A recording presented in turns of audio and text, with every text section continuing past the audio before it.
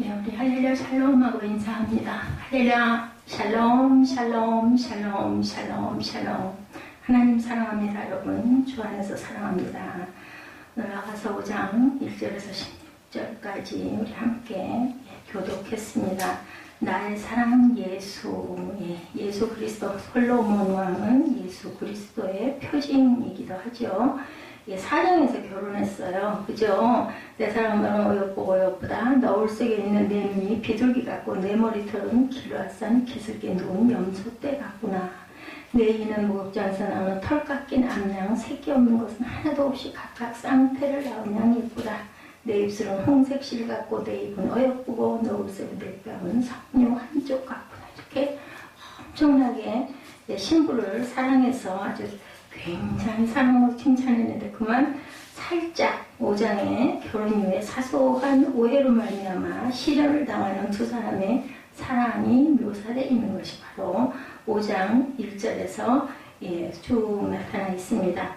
내 눈이 내 신부야 하고 내가 잘지라도 마음은 깨었는데 나의 사랑하는 자의 소리가 들리는데 문을 두드려 이르기를 나의 눈이 나의 사랑 나의 비둘기 나의 완전한 자야 문을 열어다오. 내 머리에는 이슬이 내 머리에는 밤이슬이 가득하다는구나. 근데 그만 술란 여인이 어떻게 했어요? 3절에 내가 옷을 벗었으니 어찌 다시 입겠으며 내가 발을 씻었으니 어찌 다시 더럽히랴. 이제 이렇게 그래서 마음이 조금 뜨악해져 있어요. 4절에 내 사랑하는 자가 문틈으로 손을 내밀며 마음이 움직였어요. 그래서 5절에서 일어나 내 사랑하는 자를 위하여 문을 열 때 모략이 내 손에서 모략의 즙이 손가락에서 몸빗장에 툭툭 떨어지면서 일어나는데 그만 문을 열었으나 벌써 물러가 버렸어. 6절에 신랑이 가버렸어요. 그가 말할 때 내 혼이 나갔다. 내가 그를 찾아도 못 만났고 불러도 온다는 데 없다. 아이쿠나 실수로구나 하고 마음에 깜짝 놀라서 찾았는데 벌써 신랑은 떠나고 없다. 7절에 성안을 순찰하는 자들이 나를 만나매 나를 쳐서 상하게 하고 순찰자들에게 아주 그 괴롭힘을 당하는 부분이 7절에 세상 가운데 나가니 이렇게 어려움이 많습니다. 나타나죠. 성벽을 파수하는 자들이 나의 겉옷을 벗겨 가져가 버렸어요. 빼앗아가고 그리고 상하게 했습니다. 8절에 그래서 예루살렘 딸들에게 이제 하나님을 믿지 않는 그런 딸들이죠. 예루살렘 딸들은 그냥 사람들입니다. 너에게 내가 부탁한다. 너희가 내 사랑하는 자를 만나거든 내가 사랑함으로 병이 났다고 하려무나. 그랬더니 9절에 여자들 가운데 어여쁜 자야 너의 사랑하는 자가 남의 사랑하는 자보다 나은 것이 무엇인가. 너의 사랑하는 자가 남의 사랑하는 자보다 나은 것이 무엇이기에 이같이 우리에게 부탁하는가. 사람들이 물어봅니다. 도대체 뭐 때문에 너는 그 남자가 그렇게 좋니? 물어보는 거예요. 그랬더니 그 왜 사랑하는지에 대해서 10절에서 15절에 몇 가지로 10가지로 대답을 하는 모양이 15절에서 15절입니다. 어때요? 희고도 붉고 많은 사람 가운데 뛰어나 머리는 숭궁 같고 그죠? 두 번째요. 머리털은 나오죠? 고글고글하고 까미같이 검다. 눈, 네 번째 눈은 시냇가의 비둘기 같은데 우유로 씻은 듯하고 아름답게도 밝혔다. 그 다음에 13절에 뺨은 향기로운 꽃밭 같고 다섯 번째죠. 향기로운 푸른덕 같고 입술은 백합화 같고 모략의 즙이 뚝뚝 떨어진다. 6절 여섯 번째입니다. 일곱 번째 손은 황옥을 물리는 황금도리개 같고 몸은 8절 여덟 번째죠. 아로색인 상하에 청옥을 입힌 듯하다. 아홉 번째 다리는 숭금 나침에 세운 화반석 기둥 같고 생김새는 레바논 같으며 백향목처럼 튼튼하고 곧고 멋지고 보기 좋다.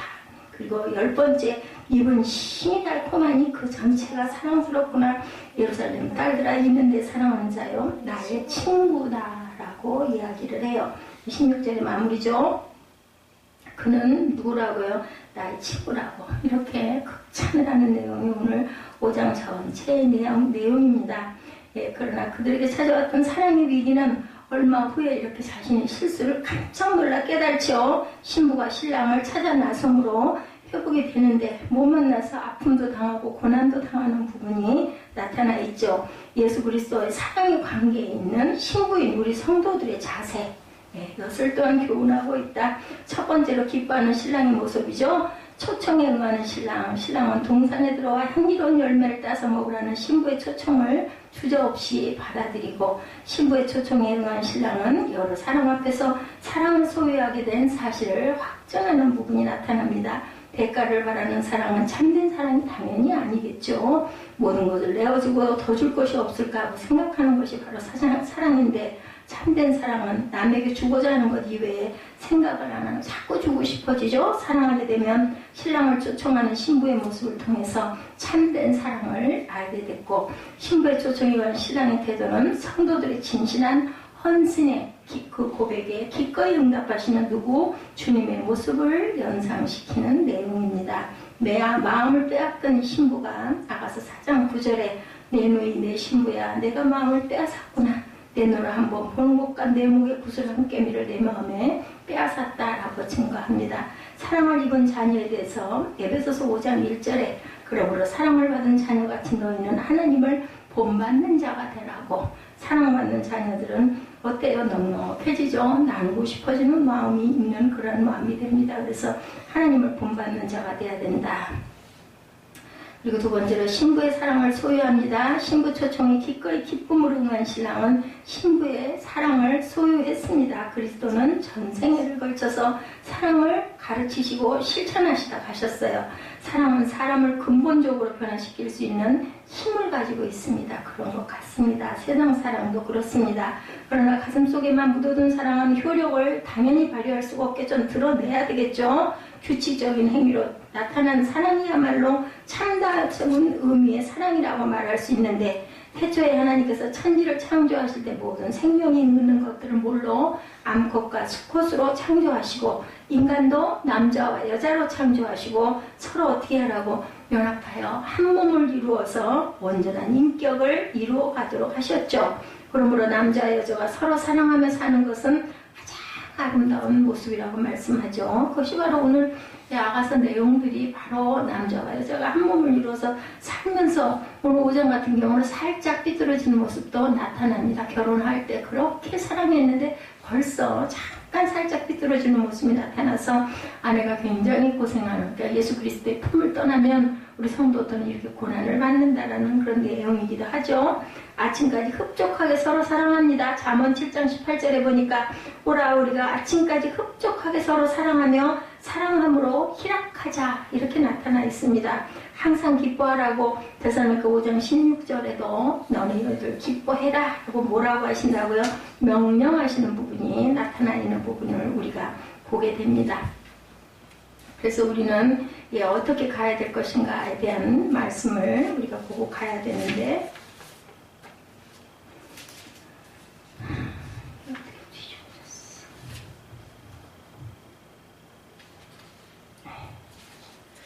친구들을 초청하는 부분이 나타나죠. 신랑이 신부의 초청을 기쁨으로 받아들이는, 이제는 자신의 기쁨을 나눈 친구들을 초청하는 장면이 드러나죠. 이거 본문에 보니까 그 예루살렘 딸들하고 얘기를 하죠.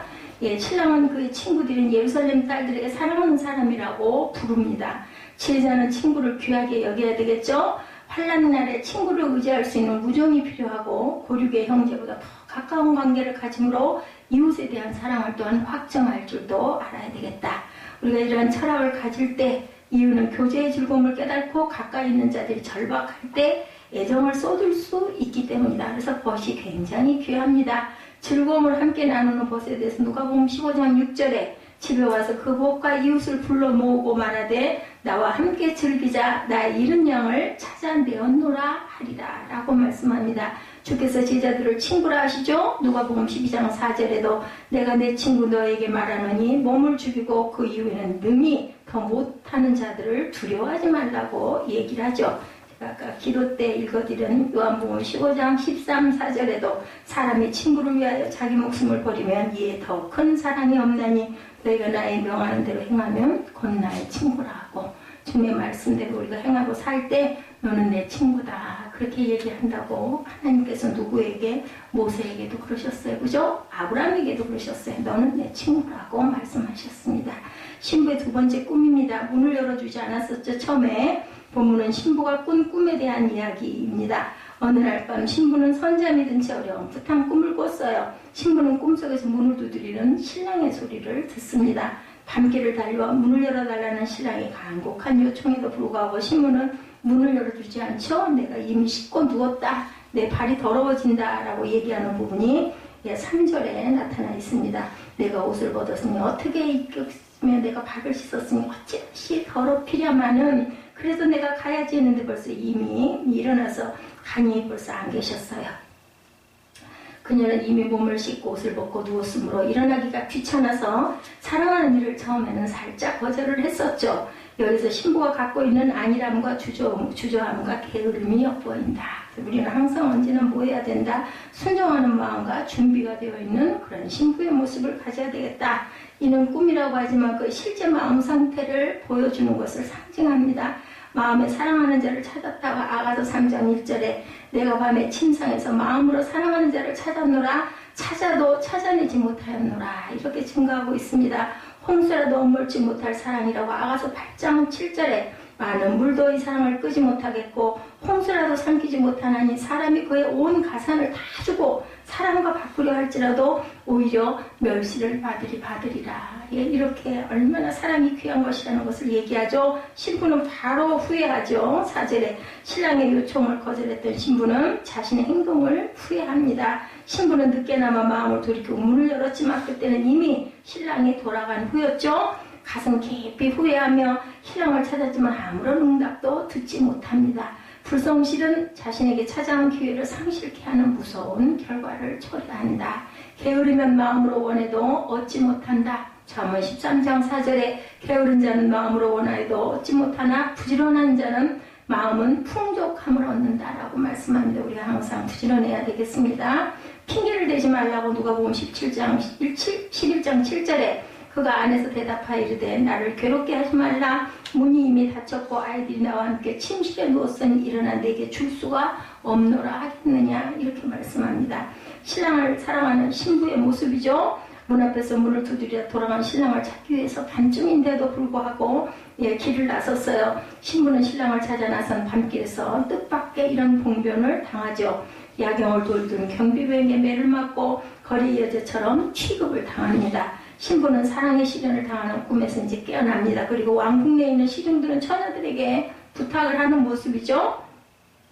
그들의 자신이 사랑하는 자를 만나거든 8절에서 얘기하죠. 자신이 사랑 때문에 이제는 병이 걸렸다고 너희들에게 내가 부탁한다 라고 이야기를 합니다. 자, 그랬더니 9절에 너희가 내가 부탁한다 8절에 얘기하니까 여자들이 도대체 뭐가 그렇게 그 사람이 좋냐? 라고 물어보는 부분이 나타나는 게 9절이죠.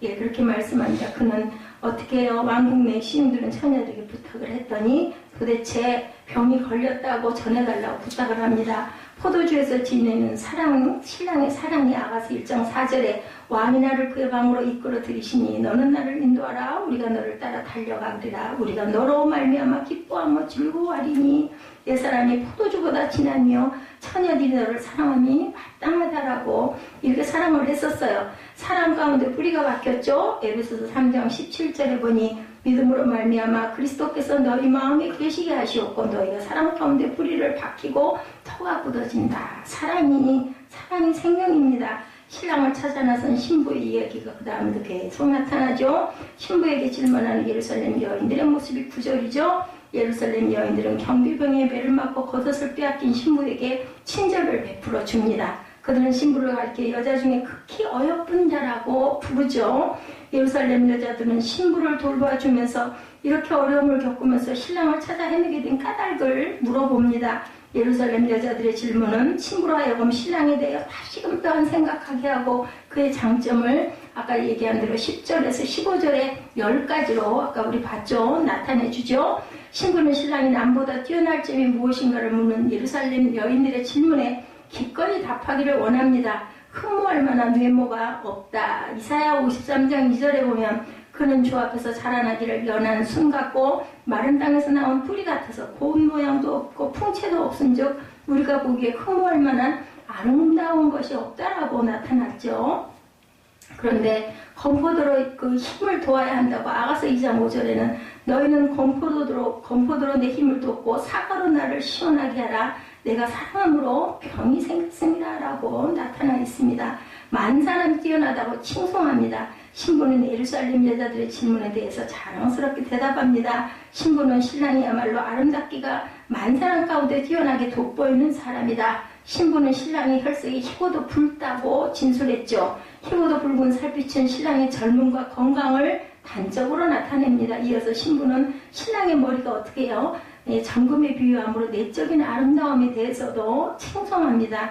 고상한 인격을 가졌다고 얘기하죠. 마태복음 11장 29절에 나는 마음이 온유하고 겸손하니 나의 멍에를 메고 내게 배우라. 그리하면 너의 마음이 쉼을 얻으리라고 얘기하죠. 비둘기 같은 눈도 가졌다. 아가서 1장 5절에도 칭찬하고 아주 칭송하죠. 우리를 위하여 여우고 포도원을 허는 작은 여우를 잡으라. 우리의 포도원에 꽃이 피었습니다. 라고 증거합니다. 신랑의 아름다움에 대해서 신부는 신랑의 얼굴과 신체에 대해서 아주 10가지로 아주 기가 막히게 칭송을 합니다. 그는 신랑의 얼굴에 대해 자세히 묘사하죠. 신랑의 눈과 뺨과 입술을 다른 사물을 동원해 비유하면서 그 아름다움을 증거합니다. 그리고 신랑의 손과 다리와 입이 또한 아름답다고 칭송했습니다. 신랑의 아름다운 모습에 대한 신부의 예찬은 사랑의 고백으로 끝을 맺습니다. 그죠? 신부는 신랑의 모습 전체가 사랑스럽다고 신랑에 대한 자기 사랑을 강조하죠. 아가서 2장 14절에도 바위 틈 낭떠러지 은밀한 곳에 있는 나의 비둘기야,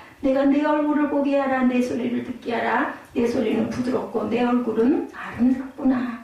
은혜를 머금은 입술이라고 시편 45편 2절에 왕은 사람들보다 아름다워 은혜를 입술에 머금으니 그러므로 하나님이 왕에게 영원히 복을 주신다라고도 말씀을 합니다. 그동안 성숙한 사랑으로만 치닫던 두 사람의 관계가 갈등 관계에 놓이는 것을 5장에서는 나타내 줍니다. 우리의 삶 속에서도 갈등의 요인들이 있을 수 있다는 점을 우리가 알아야 되겠다. 그리고 어떻게 지혜롭게 잘 참을 때는 참기도 하고, 그죠? 그래서 밀당을 잘해야 된다고 그러죠? 사랑하는 사람들 관계에서도 그렇다고 합니다. 지혜롭게 처신할 뿐만 아니라 인내하는 저와 여러분이 되어야겠는데, 사랑의 노래가 전부인 것처럼 아가서가 나타나 있지만 아가서에서는 하나님만이라는 이름이 없어요. 그런데도 정경성의 의문을 제기하는 사람들이 있기도 하지만 정경의 위치를 차지하는 것은 솔로몬의 모습에서 누가 주님의 모습을 발견했기 때문에 이것은 성경으로 아가서가 됐다는 거죠. 그러기에 아가서에서 주님을 발견하도록 노력해야 하는데 오늘의 본문은 이 부분을 강하게 암시하고 있습니다. 술람미 여인의 사랑의 열기가 점차 식어지면서 신랑 솔로몬을 기다리는 간절함도 소문해진 것에 대해서 아까 제가 쭉 설명했죠. 그 결과 밤이슬을 맞으며 찾아온 애인을 돌려보내고 그 후 후회를 하면서 찾으려고 거리로 쫓아갔으나 행순하는 자에게 봉변을 당하고 허탈하게 돌아오면서 예루살렘 여인들에게 자신의 그런 애인을 만나면 내가 사랑함으로 병이 났다라고 꼭 전해달라고 부탁을 하는 말씀이 8절에 나왔었죠. 예루살렘 여인들이 9절에서 질문하죠. 너희 애인이 다른 사람의 애인보다 나은 것이 무엇이냐라고 질문을 하는 부분이 9절에 나타납니다. 그러자 술람 여인은 그 애인에 대해서 소개했는데 오늘은 그가 소개한 솔로몬 왕에 대해서 우리 잠깐 한번 돌아봅니다. 우선 예루살렘 여인들을 질문해서 영적인 교훈을 한번 찾아보죠. 예루살렘 여인들도 솔로몬에 대해 모르는 것은 아니에요. 알기는 알아요. 그렇지만 그들이 알고 있는 솔로몬 왕과 술람미 여인이 느끼고 체험한 솔로몬과는 많은 차이가 있다. 예수를 알죠. 예수를 믿죠. 소문도 알죠. 그리스도가 아주 굉장한 그 하나의 성인 중에 하나라고도 생각을 합니다. 하나님의 아들이라고도 어떤 면으로는 누구도 인정을 합니다. 그런데 하나님을 만나고 하나님과 동행하고 성령을 받은 하나님의 자녀들과는 많이 다르다는 것이 바로 여기에 그 예루살렘 여인들과 술람미 여인의 차이라는 것을 우리가 영적으로 깨달아야 된다. 그들이 알고 온 솔로몬 왕과 술람미 여인이 느끼고 체험한 솔로몬과 차이가 있죠. 예루살렘 여인들은 객관적인 입장에서 바라보고 느낀 솔로몬 왕이지만 술람미 여인은 솔로몬 왕을 몸소 모시고 그와 깊은 대화를 나누고 사랑을 나누면서 느끼고 체험한 솔로몬 왕입니다. 이 사실은 우리에게도 해당이 됩니다. 우리도 과거 예수님을 믿지 않고 은혜를 받지 못했을 때 예수님에 대해서 막연하게 알고 있었어요. 그죠? 그러나 교회에 나와서 예수님을 나의 구주 나의 하나님을 영접한다 하면은 예수에 대한 생각과 느낌은 달라집니다. 저는 수술하면서도 수술대 위에서도 심호흡하라고 그래서 크게 심호흡을 하면서도 하늘에 정말 천정이 하늘에 있는 그 우리 하늘에 뭉게구름이 떠있는 그 모습의 천정이어서 너무너무 기뻤습니다. 그걸 보면서 그냥 저는 계속 하나님 나와 함께 없어서, 하나님 나와 함께 없어서, 잊어버리지 않으려고, 놓치지 않으려고 계속 그렇게 부르면서 심호흡을 했습니다. 그리고 깨어났죠. 뭐 아무런 것도 느끼지도 깨닫지도 못하고, 그리고 또 어떤 수술을 했을 때보다 굉장히 평안하고 상태도 굉장히 좋고 건강하고 씩씩하고 전혀 힘들지가 않고, 정말 뭐 그 옆에 칸에 있던 그 바깥분이 저보고 무슨 수술을 했기 때문에 했길래 그렇게 벌써부터 날아다니세요 소리를 해서 웃을 정도로 하나님의 은혜가 얼마나 감사했는지, 우리가 무엇을 붙들고 있느냐에 따라서 우리가 이렇게 힘찬 힘 있는 발걸음이 된다는 것을 이번에 다시 한 번 또 느꼈습니다.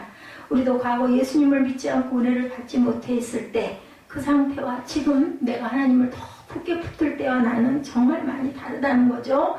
그의 말씀을 상고하면 할수록, 기도를 하면 할수록 느낌이 달라진다는 것을 우리가 압니다. 예, 기도를 많이 하고 기도를 깊이 했을 때의 나 상태와 그냥 잠깐 눈 감고, 그것도 좋습니다. 잠깐 눈 감고 하나님 저 왔어요. 오늘도 새벽 예배 이번 주에 쉽시다 해놓고 어제 하루를 지나면서 그렇게 마음이 불편해가지고 오늘은 좀 늦게나마 이건 안 되겠다. 우리 사무엘이 연락이 안 돼가지고 힘이 들다 보니까 아유 내가 이거 새벽 예배를 걸러서 이런 마음이 자꾸 불안한 마음이 드나 해가지고는 조금 늦었지만 그냥 예배를 혼자 드리기도 했습니다. 그러고 나니까 마음이 편안해지더라고요. 뭐 하나의 습성일 수도 있겠지만 어찌됐든 예, 사도신경을 하고 주기도문을 하고 깊이 하나님을 깊이 묵상하지 않았지만 하나님께서 나와 함께 하신다라는 그 어떤 의지하는 마음이 그렇게 마음의 평안을 주더라는 거죠. 자, 이 술람비 여인도 마찬가지였을 거예요. 교회에 나와 예수를 나의 구주로 하나님으로 영접한 다음에 예수님에 대한 생각이 우리는 이렇게 다를 수 있는 술람비 여인과 같은 마음이다. 더욱이 그의 말씀을 상고하면 할수록, 기도를 하면 할수록, 말씀을 깊이 묵상하면 묵상할수록 우리는 이렇게 달라집니다. 예수님에 대해서도 세상 사람이 가지는 인식이 있고 그리스도인이 가지는 인식이 이렇게 다르다. 예수님에 대한 인식에 따라 영생과 죽음이 엇갈린다는 것을 정말 굳게 붙들고 나아가게 되더라는 거죠. 영생 곧 유일하신 참 하나님과 그의 보내신 자 예수 그리스도를 아는 것입니다. 요한복음 17장 3절입니다. 예수님은 예수 그리스도에 대한 어떤 인식을 저와 여러분은 갖고 있는지, 그리스도인다운 예수님관을 저와 여러분이 온전히 갖고 있는지, 아니면 세상 사람들이 가지고 있는 인식을 나도 별로 차이가 안 나게 비슷하게 가지고 있는지 그걸 한번 생각해 봐야 되겠다. 예, 술람미 여인이 예루살렘 여인들에 대한 것을 중심으로 주님의 모습을 찾아보는데, 우선 술람미 여인은 솔로몬에 대해서 개론적으로 언급하죠. 아가서 5장 10절에 내 사랑하는 자는 희고도 붉어서 많은 사람 가운데 뛰어나다라고 얘기합니다. 10절에서 15절 사이 10가지를 얘기하고 있다고 그랬죠.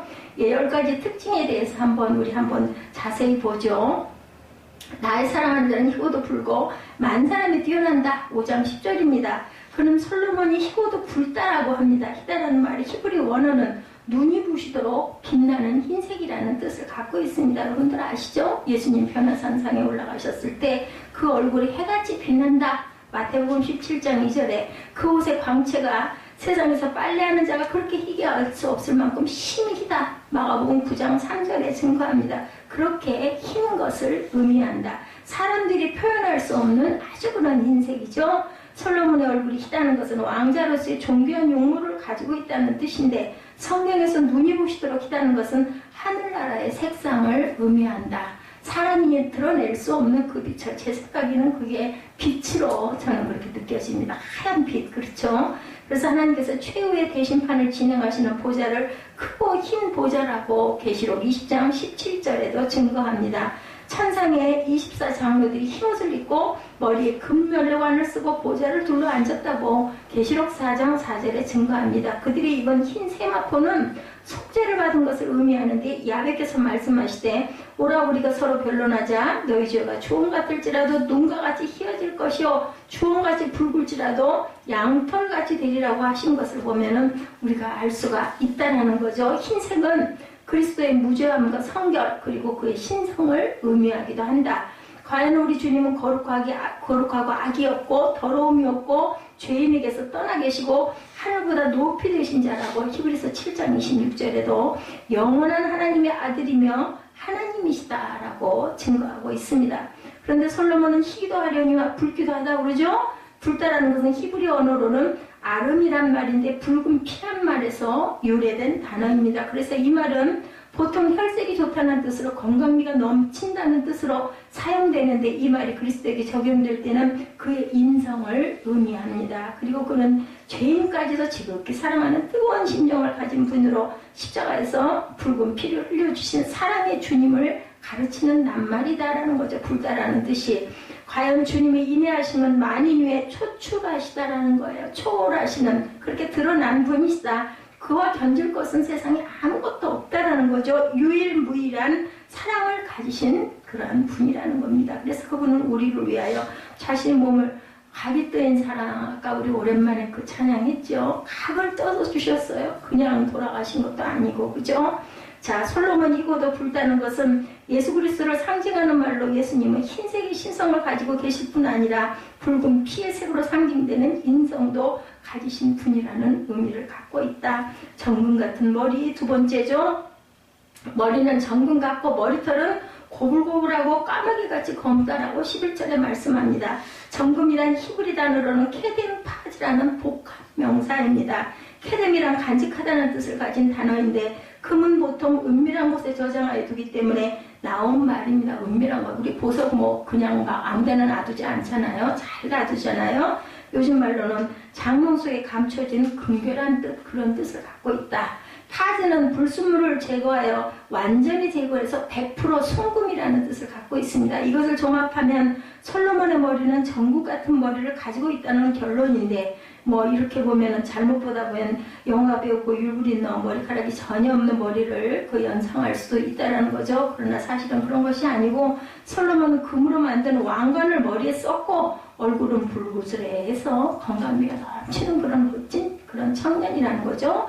영적인 의미는 솔로몬 왕이 금 면류관을 쓰고 전국을 통치한 것처럼 만민의 주제이신 예수 그리스도는 천상천하를 주관하시는 만왕의 왕으로 그의 머리는 정금과 같은 권세를 가지고 있음을 뜻한다. 과거 다니엘은 느부갓네살 왕의 꿈을 해몽할 때 그를 정금머리에 비유했었습니다.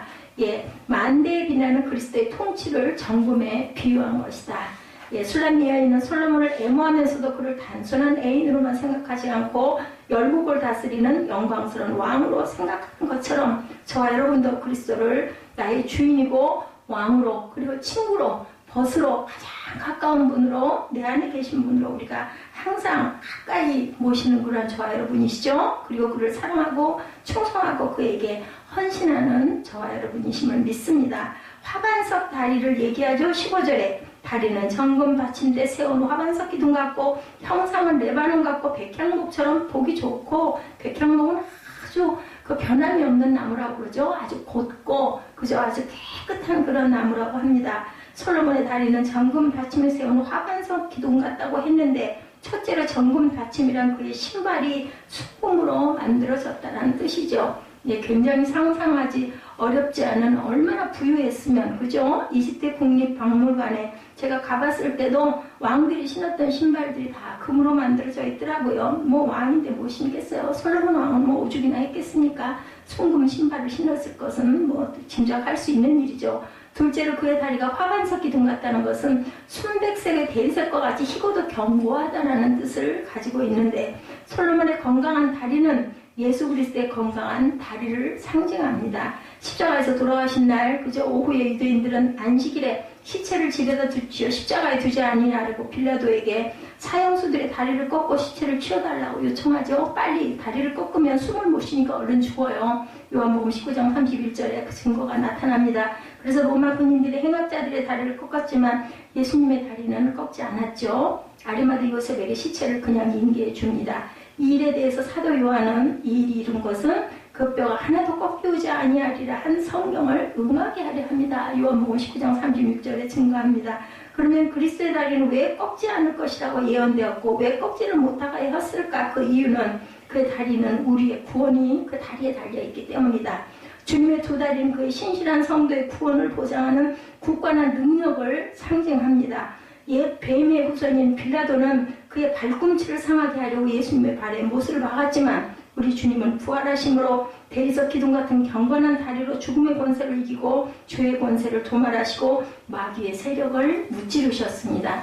그러나 화반석과 같이 굳건한 다리는 또 다른 의미를 갖고 있는데 그것은 대리석은 변하지 않죠. 그죠? 우리를 향한 주님의 구원의 언약도 변함이 없는 것을 보장하는 그런 상징을 하고 있다.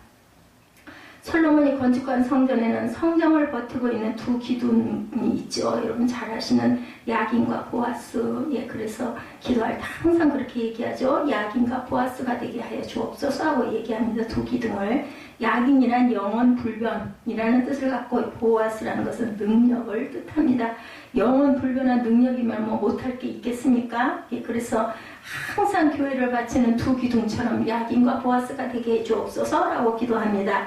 야긴과 보아스의 두 기둥이 성전을 지탱하고 있는 것처럼 예수 그리스도의 건강한 다리는 영원 불변하시는 구원의 약속과 그의 능력으로 사랑하는 백성들을 지키시는 것을 상징한다. 그래서 다리를 꺾지 못하고 꺾지 않았다는 겁니다. 자, 세상은 바뀌고 인심은 변하지만 우리를 향하신 주님의 뜻과 섭리와 사랑과 약속은 이렇게 변함이 없으시다. 레바논 상과 백향목이라고 얘기하죠. 15절에 형상은 레바논 같고 백향목처럼 보기 좋다고 했는데 이것은 그의 인격의 장엄 수려함이 레바논 상과 같고 고상함과 출중함이 백향목 같다라는 것입니다. 백향목은 장생하고 장청하는 나무로 사시사철 우를 창창할 뿐 아니라 거센 바람에도 기세가 꺾이지 않고 굽히지 않은 곧고 곱게 서는 나무다. 우리나라 소나무는 그저 푸르고 곧기도 하지만 소나무는 좀 휜 것도 있는데 백향목은 그렇게 쫙쫙 뻗었다고 그래요. 그리고 절대로 벌레가 먹지를 못한다고 합니다. 변함이 없고. 이것도 역시 그리스도의 성품과 유사한데 주님은 백향목처럼 아름다우시며 사시사철 뿌리로 공중의 새뿐 아니라 지상의 모든 짐승들이 언제라도 그 밑에서 쉼을 얻는 것처럼 만인이 그리스도에게 와서 은택을 입고 쉼을 얻게 되는 것이다. 그 이사야 52장 그 2절인가요? 거기에 볼품이 없는 그 형상에 대한 그 연한 숨같고 그 부분은 외형의 모습인 것 같고 지금 이 솔로몬에 대한 이런 칭찬의 이 아름다움을 얘기한 건 하나님의 성품, 예수 그리스도의 성품, 내면적인 성품이 아닐까 저는 이렇게 해석이 되어집니다. 달콤한 입이라고 말하죠. 16절에 입은 심이 다니 그 전체가 사랑스럽구나. 예루살렘 여자들아 이는 나의 사랑하는 자의 나의 친구다 라고 얘기합니다. 입은 심이 달다. 그 전체가 사랑스럽다. 예루살렘 여자들아 이는 나의 사랑하는 자의 나의 친구다. 그 입은 감미로움 자체라는 거죠. 뭐 사랑하는 사람의 입술은 뭐 얼마나 달콤하겠습니까? 그렇기도 하지만 단 것의 그 순수한 정수이다. 그것은 모든 즐거움의 진수라는 뜻이죠. 입의 말씀은 믿는 자에게 매우 달아요. 그죠? 그래서 꿀송이가 떨어지는 것 같다고 말하죠. 어린아이에게 주는 젖과 같이 달고 어린아이에게 참 저처럼 뭐 좋은 게 없어요. 그게 최고 아닙니까? 그런 기분 좋은 음식이라는 말입니다. 다 자는 아이들에게 주는 성인들에게는 꿀은 맛이 나는 음식인데 꿀과 같이 달달하고 표현하죠. 119편 103절에도 나타난다. 시편에 그 입의 입맞춤은 그의 사랑에 대한 모든 표시로 입맞춤 자체의 초월적 감미로움을 포함하고 있기 때문에 자기들의 영적 감각을 활동시키고 있는 자들에게는 커다란 즐거움을 준다라는 것. 믿는 너희들에게는 그가 보배로우신 분이다. 안 믿는 사람들에게는 뭐 아무것도 아니죠. 그죠? 이 여인은 믿음과 소망에 대한 충분한 확신을 가지고 결론을 내리며 따라서 자기의 고난을 극복하고 있습니다. 여기에는 주 예수의 완전하신 아름다움에 대한 전적인 믿음의 확신이 나오죠. 뭐라고 그래요? 그 전체가 사랑스럽다라고 얘기합니다. 전체가 아무런 흠 하나 없는데 어찌해서 내가 구석구석 세부적으로 언급할 필요가 있겠느냐는 거죠. 이 여인은 자기가 그에게 대한 세부적 묘사를 함으로 그를 잘못 대우한다는 사실을 감지하며 자기의 묘사가 그 대상의 위험이나 장점에서 미쳐서 불급하다. 더 이상 표현할 수가 없을 만큼의 그런 인식이다라는 걸 얘기합니다. 전체적인 찬사로 도령 끝을 맺죠. 참으로 사랑스러우며 전체적으로 사랑스럽다. 모두 사랑스럽다. 그에게는 사랑스러운 것밖에는 아무것도 없고 그에게 있는 것 외에는 아무것도 사랑스럽지가 않다. 아무것도 다른 건 다 소용이 없다는 거죠. 그는 온갖 상호와 소원의 대상이다. 되게 그런 얘기들 많이 하잖아요. 아무리 많은 남자들이 있어봤자 내 신랑 내 짝은 뭐밖에 없다고 한 사람이면 된다라는 거죠. 이런 것처럼 술람미 여인은 그 솔로몬 왕 한 사람밖에 더 이상은 내가 뭐 생각하고 말고 그 채워보고 어쩌고 할 필요가 없다. 예루살렘 딸들아, 그 전체가 사랑스럽다 얘기하면서 이는 내 사랑하는 자요 나의 친구다라고 얘기를 합니다. 이 여인의 모든 소원은 그를 향한 것이고 이 여인은 이토록 주의를 기울여 그를 찾고 그가 없이는 도저히 내가 사랑할 수가 없다라는 표현을 하는 거죠. 그토록 사랑스러운 그를 누가 사랑하지 않을 수 있겠느냐는 거죠. 여기에 그에게서 얻은 이익에 대한 이 여인의 전적인 소망의 확신이 나오는데 이는 나의 사랑하는 자의 나의 친구이다. 그러므로 내가 이토록 그를 그리워한다 하여 절대로 너희들 이상히 여기지 말아라 얘기합니다. 이 여인이 얼마나 거룩하고 담대하게 그와의 관계를 주장하고 얼마나 거룩하고도 의기양양하게 사실을 선언하고 있는지, 훌륭함을 달콤하게 하는 것은 그것을 소유하는 데 있죠. 그리스도를 보되 그를 우리의 것으로 보지 못한다면 행복이라기보다는 오히려 고통에 지나지 않을 수도 있다. 그러나 이토록 아름다운 자를 보며 동시에 그가 우리의 소유임을 보게 된다면 정말 완전한 만족이죠. 여기서 참된 성도의 모습이 나타납니다. 그리스도께서 전적인 동의를 보내는 자 그것은 내 것이요 나의 주 나의 하나님이라고 요한복음 20장 28절에 말씀합니다. 복음의 언약에 갖는 취지에 따라서 그는 내 것이며 나에게 부여된 모든 관계에서 내 것이고 내게 보이는 모든 것이 되어 주셔서 나의 불쌍한 영혼이 필요로 하는 모든 것을 채워주시는 분이라는 것이 바로 요한복음에서 나타나는 말씀인데, 그리스도에게부터 완전한 만족을 얻는 자 이것은 여기에 뽐내는 듯한 태도로 서술합니다. 이분은 내가 택한 자요 나 자신을 들어 바친 분이다. 나를 온전하게 하나님께, 나는 그리스도밖에는 아무것도 선택하지 않고 그리스도 이외에는 나 자신을 들어 바친 분은 없다는 거죠. 그는 내 마음이 지향하고 있는 분이고 그는 나의 가장 사랑스러운 분이시기 때문에 그는 내가 신뢰하는 분이고 모든 선을 기대하는 자이시니 그는 나의 친구인 까닭이다. 그리스도를 자기 사랑하는 자로 삼는 자들은 그를 자기들의 친구로 가지게 될 것이라는 거죠. 그럼 모든 성도들에게 특별한 친구가 되시니 그것은 과거에도 미래에도 그러실 것이다. 그는 자기를 사랑하는 자를 사랑하시고 그리고 그를 친구로 삼고 있는 자들은 그를 자랑하고 그에 관해 기쁨으로 말할 만한 이유를 충분히 가진다는 거죠. 딴 사람들은 이 세상에 대한 사랑에 의해 지배받고 세상과 교제나 세상의 호의 속에서 자기들의 행복을 구하지만 이는 나의 사랑하는 자요 나의 친구이다라는 겁니다. 타인들은 자기들 좋은 대로 행할지 모르지만 내 영혼이 택한 분은 바로 이분 한 분밖에 없다라는 뜻을 갖고 있습니다. 그는 내 영혼의 안식이고 내 생명이고 나의 기쁨이고 나의 전부다. 그는 내가 함께 살고 함께 죽고 싶어하는 분이라는 거죠. 그래서 이분 신이다니 그 전체가 사랑스럽다라고 하신 말씀이 바로 음성을 내는 성대를 의미하는 낱말인데, 이 말의 진정한 뜻은 애인의 연사가 감미롭다는 뜻인데 그게 바로 말씀의 꿀송이처럼 단 말씀에 대한 것을 말씀하고 있다는 겁니다. 예루살렘 여자들아 이는 나의 사랑하는 자의 나의 친구이다. 솔로몬을 향하여 나의 사랑하는 자라고 고백한 말은 굉장히 귀한 말씀입니다. 솔로몬이 아무리 훌륭한 인격자라 하여도 나와 관계가 없으면 절대로 귀한 존재가 되지 못하지요. 그에 대해서 미사여고의 말이 있을지라도 그것은 모두 빈말에 불과하고 남의 이야기에 불과합니다. 주님과의 관계도 당연히 그렇습니다. 예수 그리스도와 나의 주님이 아니라면 그의 풍성한 사랑이 나에게 아무 소용이 없고 은혜와 인내하심이 넘친다 해도 어떤 유익도 없다라는 것.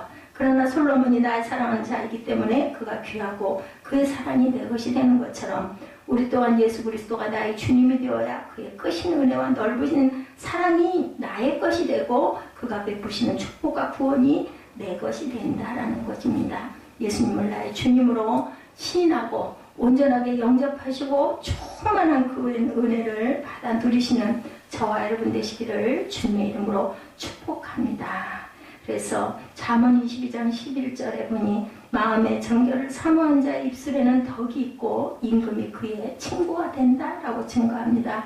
요한복음 15장 13, 14절에 사람이 친구를 위하여 자기 목숨을 버리면 이에 더 큰 사랑이 없나니 너희가 나의 명하는 대로 행하면 곧 나의 친구다라고 주님이 말씀하셨습니다. 이것을 실천하고 주님밖에 없습니다라고 고백하시고 항상 주님을 내 마음에 모시고 저한테 그런 얘기하셨죠. 세뇌를 당했습니다. 주님으로 세뇌당하시고 말씀으로 세뇌당하시는 인생이 되시기를 주님의 이름으로 축복합니다.